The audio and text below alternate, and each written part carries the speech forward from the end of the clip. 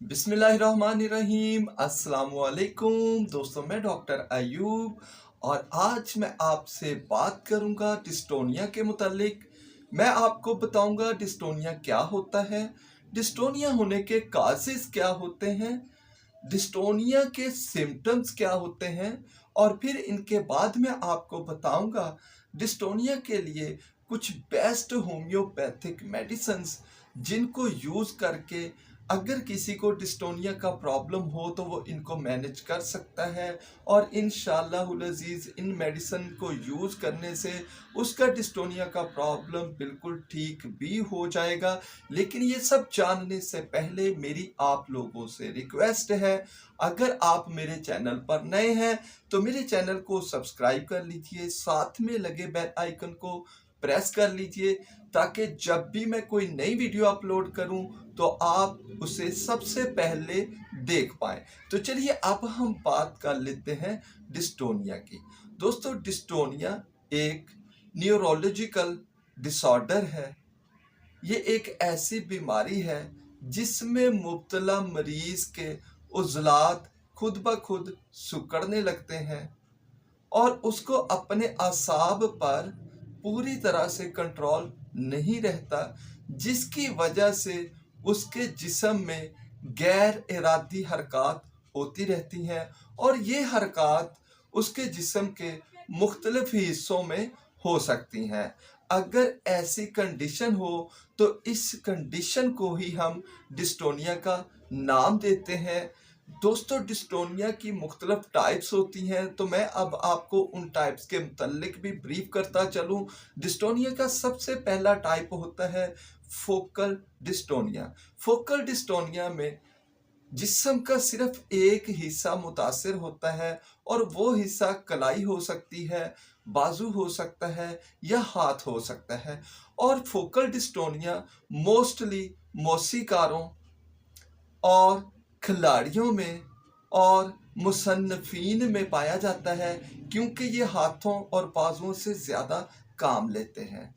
Next type की बात करें तो वो है सिगमेंटल डिस्टोनिया। सिगमेंटल डिस्टोनिया में बॉडी के दो या दो से ज़्यादा हिस्से मुतासिर होते हैं और ये आम तौर पर जबड़े को, पलकों को या मुंह को या चेहरे के निचले हिस्से को मुतासिर करता है।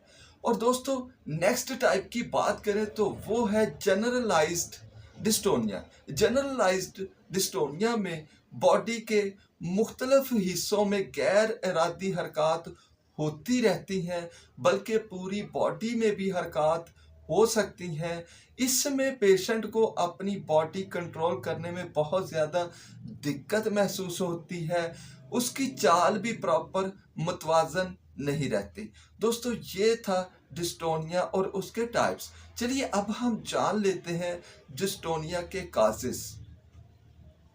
डिस्टोनिया के काजेस की बात करें तो इसके एग्जैक्टली काजेस अभी तक अननोन है। मेडिकल साइंस इसके एग्जैक्ट काजेस के बारे में जान नहीं पाई, लेकिन कुछ ट्रिगर्स हैं, कुछ फैक्टर्स हैं, कुछ बीमारियां हैं जिनकी वजह से डिस्टोनिया का प्रॉब्लम हो सकता है। जैसे अगर किसी को ब्रेन इंजरी हो जाए तो उसकी वजह से उसको डिस्टोनिया का प्रॉब्लम हो सकता है। स्ट्रोक की वजह से डिस्टोनिया का प्रॉब्लम हो सकता है।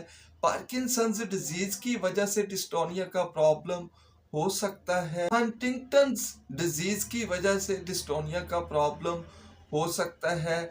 अगर कुछ इन्फेक्शंस हो जाए जैसे ट्यूबरकुलोसिस, एंसेफ्लाइटिस, तो इनकी वजह से भी डिस्टोनिया का प्रॉब्लम हो सकता है। इसके अलावा ये खानदानी भी हो सकता है। तो ये थे कुछ काजेज।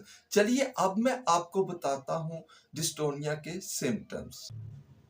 डिस्टोनिया के सिम्टम्स की बात करें तो ये मुख्तलिफ लोगों में मुख्तलिफ हो सकते हैं। किसी का सिर्फ जिस्म का एक हिस्सा मुतासिर होता है, जैसे बाजू, जैसे हाथ या कलाई।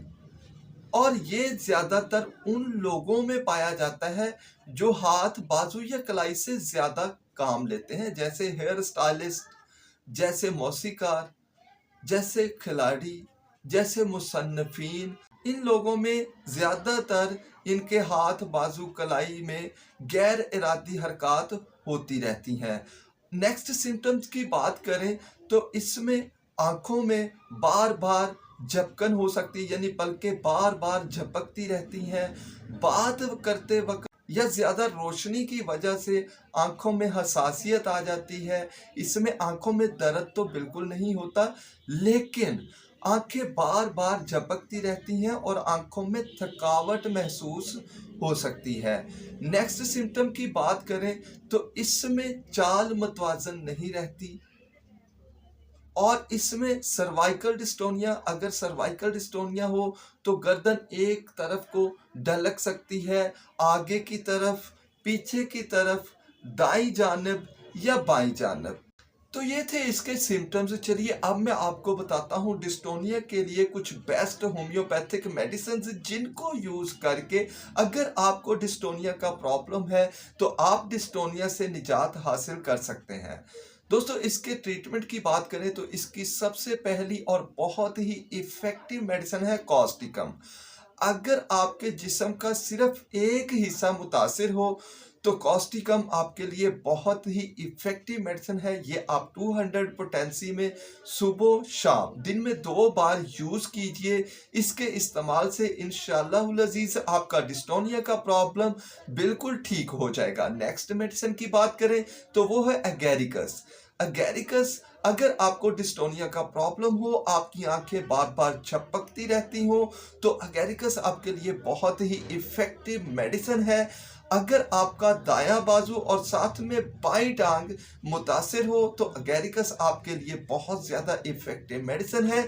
ये आप 200 पोटेंसी में सुबह शाम दिन में 2 बार यूज़ कीजिए। इंशाल्लाह इसके इस्तेमाल से आपका डिस्टोनिया का प्रॉब्लम बिल्कुल ठीक हो जाएगा।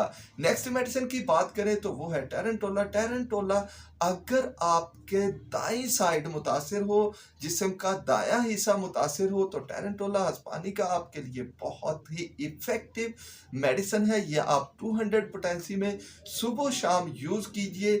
इसके इस्तेमाल से इंशाल्लाह आपका डिस्टोनिया का प्रॉब्लम बिल्कुल ठीक हो जाएगा। नेक्स्ट मेडिसिन की बात करें तो वो बहुत ही इफेक्टिव मेडिसिन है डिस्टोनिया के लिए और वो मेडिसिन है इग्नेशिया।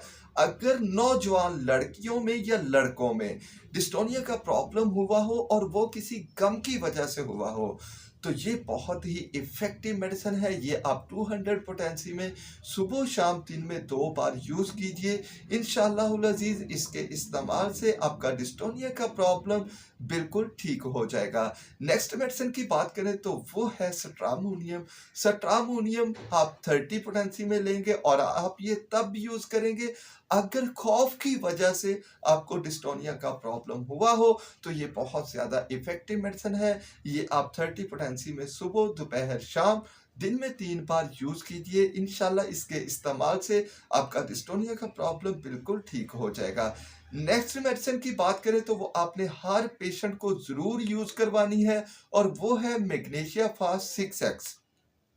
मैग्नीशिया फास्ट 6x आपके जिस्म में गैर इरादी हरकत को रोकने के लिए बहुत ज़्यादा इफेक्टिव मेडिसिन है। ये आपने हर पेशेंट को ज़रूर यूज़ करवानी है। ये आपने 4 गोली सुबह, 4 दोपहर, 4 शाम और 4 रात दिन में 4 बार यूज़ करवानी है। इसके इस्तेमाल से इंशाल्लाह डिस्टोनिया का प्रॉब्लम बिल्कुल ठीक हो जाएगा। दोस्तों कैसी लगी आपको ये वीडियो? अगर अच्छी लगी हो तो इसे लाइक, शेयर और मेरे चैनल को सब्सक्राइब करना बिल्कुल मत भूलिएगा। आज के लिए इतना ही। इंशाल्लाह मुलाकात होगी नेक्स्ट वीडियो में। तब तक के लिए अल्लाह हाफिज।